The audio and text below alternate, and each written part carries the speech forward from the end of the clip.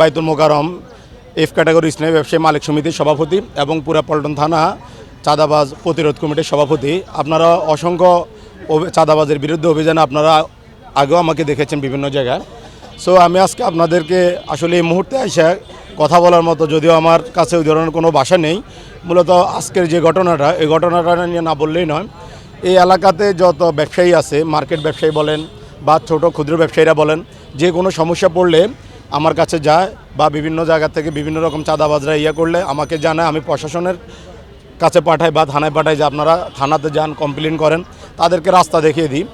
এই উসিলায় আসলে বিগত অনেক দিন যাবৎ একটি মহল আমার বিরুদ্ধে নানা রকম গুজব চড়াচ্ছে। এমনকি আজকের যে গ্যাঞ্জামটা, আমি বাসায় পৌনে 11টা মেবি 11:15 সময় হঠাৎ আমার কাছে কয়েকটা ফোন আসছে যে আপনার নেতৃত্বে নাকি আপনার মার্কেট ব্যবসায়ীদের উপরে হকারদের আক্রমণ হয়েছে বা হকারদের উপর আক্রমণ।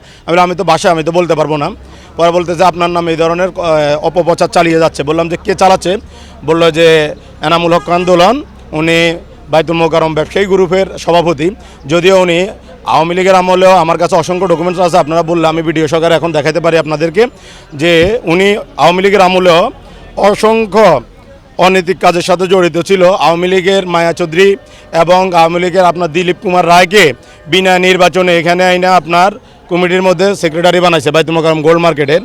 এবং এই জায়গার মধ্যে উনি একক আজকে আমি এই বাইতুল মোকাররমে দীর্ঘ 22 বছরের মধ্যে আমি আমাদের এফ ক্যাটাগরি ইসলামী ব্যবসায়ী মালিক সমিতির কমিটিতে আজকে 16 বছর সদস্য হিসেবে ছিলাম। সদস্যের পরে কোষাধ্যক্ষ হয়েছি, সাধারণ সম্পাদক হয়েছি, এখন আমি সভাপতি। আজ পর্যন্ত আমি আপনাদের এই ক্যামেরার সামনে চ্যালেঞ্জ করতেছি, আমার যদি বিন্দু পরিমাণ, এক চুল পরিমাণ দুর্নীতি কেউ বলতে পারে, আমি স্বেচ্ছা আমাদের মার্কেট কমিটিতে তো পদত্যাগ করবে এবং আইনগত যে কোনো আমার ব্যবস্থা নেবে, আমি তা ওয়েলকাম করে নেব। কারণ আমার লাইফে আমি কখনো দুর্নীতি করি নাই, অন্যায় করি নাই, অন্যায়কে প্রশ্রয় দিই নাই। দোলন সাহেবে এর আগে এখানে যে হকাররা, এরা 40 থেকে 45 বছর এখানে গোল্ডের দোকানের সামনে দোকান বসে। এটার সাথে আমার কোনো রকম কোনো লেজু নাই বা কোনো নাই, যেহেতু এটা আমার আন্ডারে না। তারপরও কোনো জামিলা মারামারি গ্যাঞ্জাম হলে ওনারা হেল্প চাইলে আমি থানায় পাঠাই।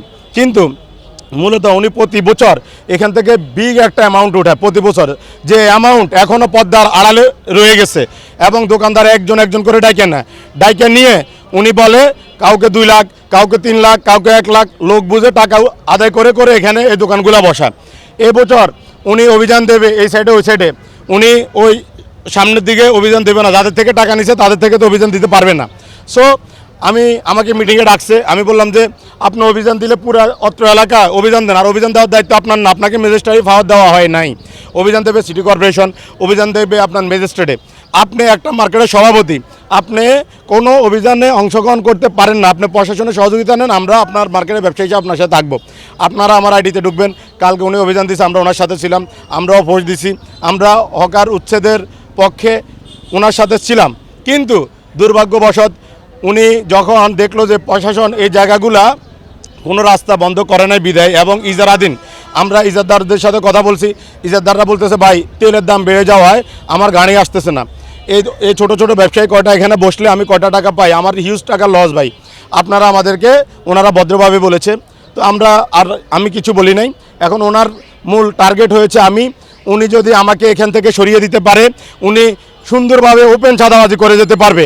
আপনি পুরো এলাকা খবর নেন, উনি অতীত চাঁদাবাজি করেছে, এখনও চাঁদাবাজি করে যাচ্ছে। ওনার নামে নিষেধাজ্ঞা জারি হয়েছে, আমি আপনাদের প্রমাণ সহ এখন ক্যামেরার সামনে দেখাবো। ওনাকে দেশ থেকে নিষেধাজ্ঞা করা হয়েছে।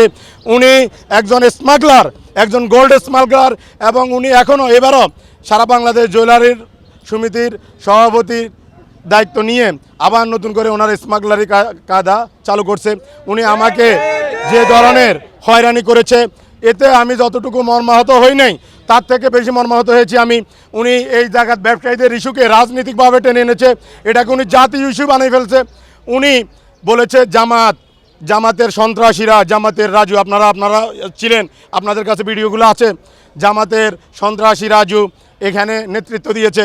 যেখানে আমি বাসায় ঘুমাচ্ছি সেখানে উনি আমাকে সন্ত্রাসী বানিয়েছে, একটা সংগঠনকে উনি সন্ত্রাসী বানিয়েছে। দেখেন ওনার কর্মকাণ্ড দেখেন, আওয়ামী লীগের আমলে, আওয়ামী লীগের দেখেন শেখ হাসিনার উপদেষ্টার সাথে উনি নাচ গান করতেছে এবং অফিসে কাউকে ঢুকতে দিত না দিলীপ কুমার রায়ের সাথে। অসংখ্য অভিযোগ ওনার নামে আছে এবং পত্রিকার আপনাকে আমরা লিঙ্ক দেবো আপনাদেরকে, আপনারা লিঙ্কে ঢুকে ঢুকে দেখবেন। অসংখ্য পত্রিকা ওনাকে দেশ থেকে নিষেধাজ্ঞা করছে ওনার ক্ষমতার বলে, টাকার জোরে। আমাদের টাকা নাই, আমরা গরিব মানুষ, আমরা গরিব, আমাদের টাকা নাই। ওনার হিউজ টাকা আছে, এক জায়গায় 5 কোটি টাকা দিয়ে দেয়, উনি সমস্যার সমাধান করে ফেলে। কিন্তু ওনার এই অপকর্মর জন্য আজকে আমি একজন ব্যবসায়ী মানুষ, আমার বাবা এখানে দীর্ঘ সারা জীবন বিজনেস করেছে, ওনার লাশ বাইতুল মোকাররমে জানাজার মাধ্যমে এখান থেকে বিদায় হয়েছে। আমরা ব্যবসায়ী মানুষ, আমাদের একটাই পরিচয়, আমরা ব্যবসায়ী। আপনারা তদন্ত করেন, যদি কোনোখানে পান আমি কারোর থেকে 1 কাপ চা খেয়েছি, চাঁদা তো দূরের কথা, আমি প্রকাশ্যে চ্যালেঞ্জ করছি আমি নাকে খত দিয়ে বাইতুল মোকাররম থেকে আজন্মের জন্য বাইরে হয়ে যাব। যদি এটা যদি প্রমাণ না হয়, এটা যদি প্রমাণ না হয় আমি মানহানি মামলা করব, আইনগত ব্যবস্থা নেব। এবং আমি এই পল্টনের প্রশাসন, সারা বাংলাদেশের প্রশাসন এবং আমাদের প্রধানমন্ত্রী তারেক রহমানের দৃষ্টি আকর্ষণ করছি যে আপনি এই স্মাগলারের বিরুদ্ধে ব্যবস্থা নেন, না হলে আপনার দলের ভাবমূর্তি নষ্ট হবে। উনি আগে আওয়ামী লীগ ছিল, এখন বিএনপির নাম ভেঙে কাজগুলো করতেছে। আপনার কাছে অনুরোধ, আপনি একটা তদন্ত কমিটি পাঠান, তদন্ত নিয়ে দেখেন কথা সত্যি কিনা। উনি মূলত, আপনারা জানেন কিনা জানি না, উনি মূলত এখানে ডিসি মহোদয় এসেছে কালকে, ওসি সাহেব এসেছে, ওনারা বলেছে ভাই এটা তো আপনার হাইওয়ে রোড না, রাস্তার পাশে কিছু দোকান থাকে, ওনাদের সাথে মিছিল করে নেন, আর আপনি অভিযান করতে পারেন না, আপনি ম্যাজিস্ট্রেট পাওয়ার নেন নাই। উনি সমস্ত প্রশাসনের কথা ওভারটেক করে উনি এখানে অভিযান দিয়েছে, দা নিয়ে বাইর হয়েছে। আপনার পৃথিবীর এই অবস্থা, গণতান্ত্রিক দেশে দা নিয়ে অভিযান দেয়, এটা কোথায় আছে? এই ভিডিও ফুটেজ আপনাদেরকে দেবে, উনি যে দা দিয়ে অভিযান দিছে আমাদের এখানে দাও নিয়ে। এবং উনি বাইর হয়েছে অভিযান দেওয়ার জন্য, উনি টার্গেট করে জামাত ইসলামীর কর্মীদের উপরে হামলা করেছে। আমাদের এখানে জামাতের একটা দায়িত্বশীল কর্মীকে একজনের বাড়ি দিয়ে পা বেঁকে ফেলছে, সে ঢাকা মেডিকেল। আপনারা এটা ফটো নেবেন আমি আশা করি। একজনকে মাথা ফাটিয়ে ফেলছে, একজনের মাথা ফাটাইছে, একজনকে জামাত শিবির ট্যাগ দিয়ে না হইলো 15 জনকে মারছে, একজনের হাত ভেঙে ফেলছে, ফয়সল ভাইয়ের হাত ভেঙে ফেলছে। আপনারা কমপ্লিট তথ্যগুলো নেবেন। এবং আমি জানি এই সাংবাদিকদের কলমের কালি শহীদের রক্তের মতো পবিত্র। আমি বিশ্বাস করি আপনারা সঠিকটা তুলে ধরবেন, কোনো রকম কারো প্রচারণা না পড়ে। আমার কথা বিশ্বাস করতে হবে না, আপনারা এই পুরো এলাকা ঘুরবেন, যাচাই করবেন, যাচাই করে সঠিক নিউজটা আপনারা এই জাতির কাছে তুলে ধরবেন এবং আপনাদের এই নিউজটা যেন প্রধানমন্ত্রী তারেক রহমান পর্যন্ত পৌঁছে সে ব্যবস্থা করবেন। এবং আমি সমস্ত চ্যানেল নিয়ে সংবাদ সম্মেলন করে আমি এটার বিচার চাই দেশবাসীর কাছে। আমার অপরাধ, আমি ন্যায়ের পক্ষে, আমার অপরাধ আমি চাঁদাবাজদেরকে বাধা দিই, আমার অপরাধ উনি চাঁদাবাজি করবে, আমি এটা করতে দিচ্ছি না।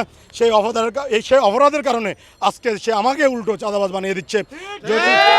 আমি যদি চাঁদাবাজ হয়ে যাই, আমি এখানে না থাকলেও আজকে আমি এখান থেকে সরে যাব, এই অসহায় মানুষগুলোর উপরে আবার সেই আগের মতো জুলুম চলবে এবং সেই স্বৈরাচারী কাদা আবার উনি প্রয়োগ করবে, আমি গ্যারান্টি দিয়ে বলতেছি। এবং আমি জানি না আমি কতদিন টিকে থাকবো, কারণ ওনার সন্ত্রাসী বাহিনী আছে।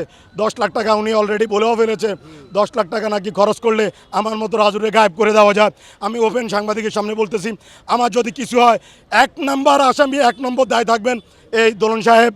দ্বিতীয়ত আমি লিস্ট দিয়ে যাব সবার কাছে, কারা আমাকে মেরে ফেলার হুমকি দিচ্ছে, কারা আমাকে সরাই দিতে দেওয়ার চেষ্টা করছে, এই লিস্ট থাকবে।